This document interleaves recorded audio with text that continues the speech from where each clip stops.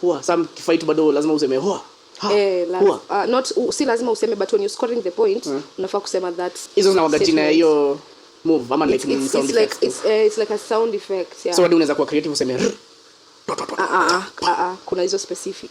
Na sasa tuseme unaenda hivi tao. Alafu upate msichana kusumbua uamue kumpiga. Sasa bado useme hua. Haya.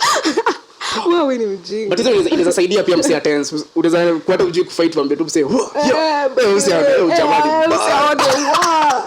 Ndio nikwambia hiyo sio kwa sababu ukienda hizo competitions kuna wasekao. Akishaanza unaingizia unakuwa tu like. Kwa sababu unaona vitu hizo zinanibamba.